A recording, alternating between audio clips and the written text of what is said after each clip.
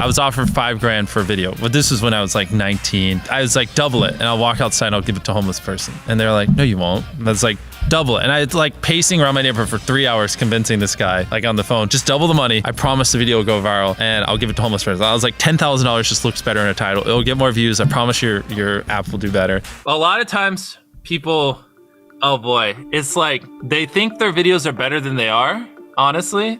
And that tell them, Jimmy, tell them. I mean, they do that, and they have horrible friend groups because you really are like the type of YouTubers you hang around. It's getting people with the right YouTuber friend group that aren't pussies and will actually tell them when their content's bad and like actually roast it and help them get better in a nice, positive way. Basically what I did was I've somehow found these other like 4 lunatics. 3 of us were college dropouts. One was a high school dropout, and one, I don't know, he just like quit his job. We all were super small YouTubers, and we basically talked every day for 1,000 days in a row and did nothing but just like hyper study, like what makes a good video, what makes a good thumbnail, what's good pacing, like how to go viral. We would just get on Skype every morning, and like some days like I'd get on Skype at 7 a.m. and I'd be in the call until like 10 p.m. and then I'd go to bed, I'd wake up and I'd do it again. We'd do things like take 1,000 thumbnails and see if like there's a correlation to the brightness of the thumbnail to how many views it got. Imagine a world where it's just you working solo and you work 12 hours a day every day for like a year. And you're just grinding, you make a mistake, you learn from it, you grind, you make a mistake, you learn from it, and you do that for like a year.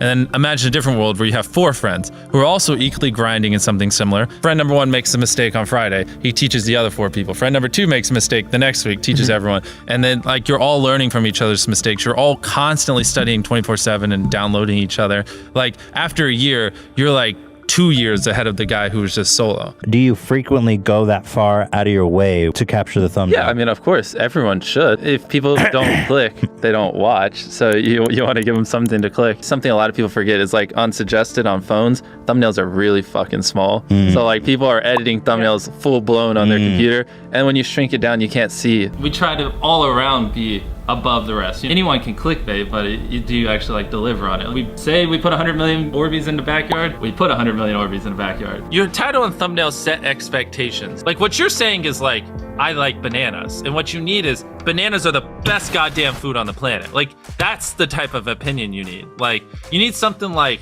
how to get 100 million views on YouTube, or not even that, that's not strong enough. You need something that makes people go, what the fuck? What the fuck did he say in that video? What the fuck?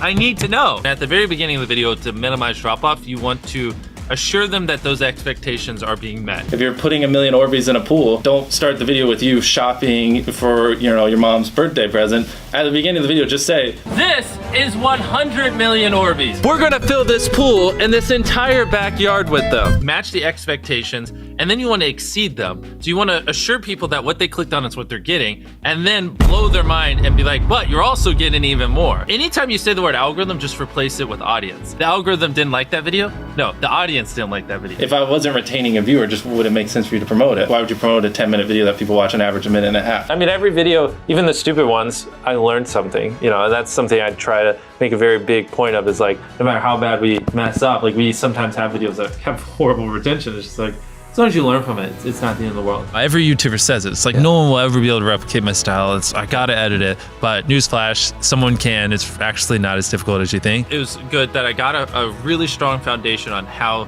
YouTube works and how the style of videos I wanted and everything before I scaled up the team, if that makes any sense. I just want to make sure that's clear, because I've seen people try to build the team without foundation and knowing how to do well. I know that if we film this video, it will do well, just because I've spent a decade of my life hyper obsessing over YouTube and I have a good pulse on it. But if you didn't have that, then you wouldn't know. Like you wouldn't be able to spend $4 million on a Squid Game, because you might lose $2 million and then you can't pay your people. But of course, yeah, if I didn't have these people, I couldn't do half the stuff I do. For the last like 8 or 9 years, like every dollar I've made, I just spent it the next month on content. And I just did that every single month, and it just kept getting bigger and bigger, and here we are. Since I was 13, there probably hasn't been a single hour that's gone by that I've been awake where I haven't thought about YouTube. Like, I'm just focused on making the best videos possible, period. I don't care about making money. I don't care about time. I don't care about anything. I just want to make the best videos on the planet. Literally all the algorithm does is reflect what the people want to a T. And if you deny that, you just make terrible videos and are trying to find a scapegoat. We do our videos in other languages as well. If you Google it, it's like only, whatever, less than 10% of the world speaks English. So 90% of the world can't even enjoy your content. And when I realized that, I was like, wait a minute, 90% of the world can't even watch this stuff. Like, we just started doing this like 6 months ago, and it's crazy like how viral some of these videos Wow, are going. 51 million. In Spanish, the guy who does my dubs is the same guy who dubbed Spider-Man. We managed to convince him. So a lot of those comments are like, why does he sound like Spider-Man? Or is Mr. Beast Spider-Man? To me, what's important is click-through rate, getting people to click on your video, and then average view duration, average view percentage, or just relative retention, and having them watch it. A lot of creators think click-through rate is just like the title and thumbnail and did they click it, but a lot of it too is, did they enjoy your last video? Because if someone watches a video of yours and they loved it, you can bet the next time you're recommended, their chance of clicking is a lot higher. Sometimes we're filming for 3 or 4 days, like 10 hours a day,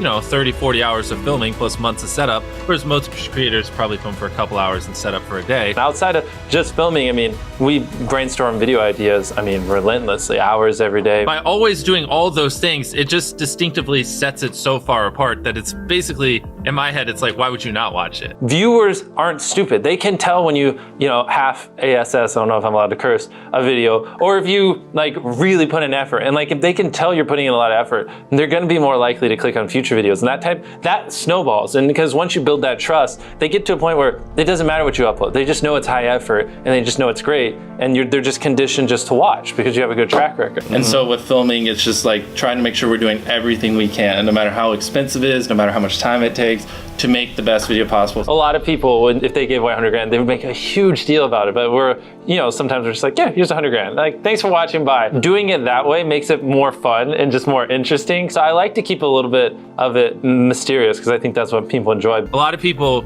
aren't willing to put in 10 hours days because they don't like what they're doing. So it's finding what they enjoy, because it is like a long grind. You're doing for years, not months. So if you don't enjoy it, then you're gonna burn out. I just had the blessing of finding what I loved at a young age. So because to get to this level, it takes, a decade. Most people don't find what they love till their young 20s. So they'd be where I'm at in their 30s. Yeah. I just lucked out and found it when I was really young. Living your life chasing a nicer car and a bigger and bigger box to live in is kind of like a dumb way to go about life. I actually, funny enough, I lived in a super below average home. And I kind of learned why famous people don't live in below average homes, because someone broke in, stole everything I owned. So I had to get a little nicer house for security reasons. But before I was robbed, my place is a little duplex, $700 a month. You get a roommate's $360 split. People think just because you go for views means you can't have fun, but you can pull views and you can have fun, which is what we purposely try to do. If you're not doing something that's just inherently fun to you, you're just quit. Just give up. You gotta at least semi-enjoy what you're doing, or you're gonna quit long before it gets to the point where it brings in money or whatever else could be driving you. So find what you love, and then I would just hyper obsess. Make sure no one doing what you're doing is doing it better. Make sure the videos are as good as possible. You can be motivated by more than one thing. I'm motivated because I want to support my mom and my family. I'm motivated because I want to employ my friends and help them. I'm motivated because I want to help other people. I'm motivated because I want to be a YouTuber. I feel like that's another misconception. You can have lots of things that drive you. Absolutely. Yeah. Absolutely. So there's just tons of stuff that drive me.